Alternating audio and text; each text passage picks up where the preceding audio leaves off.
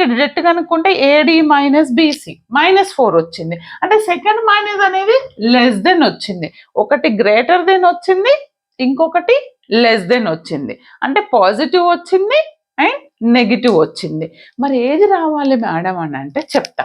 ఈ ప్రాబ్లంలో ఇది కూడా చెక్ చేసిన తర్వాత మీకు కండిషన్ చెప్తాను. ఓకే, ఇక్కడ వరకు దీన్ని ఆపేసేయండి.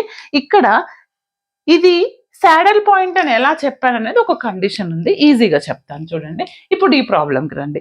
ఇదే ప్రాబ్లం, ఈ ప్రాబ్లంలో నేను అండ్ ఇంకొకటి చేసిన ఇక్కడ ∂f/∂x1 ని 0కి ఈక్వేట్ చేస్తే x1 వచ్చింది అండ్ ∂f/∂x2 ని 0కి ఈక్వేట్ చేస్తే x2 వచ్చింది.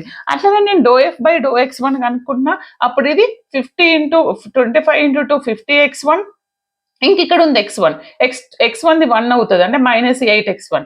తర్వాత ∂f/∂x2 చేస్తే ఇది ఎంత అవుతుంది, x2 చేస్తే ఇది 2x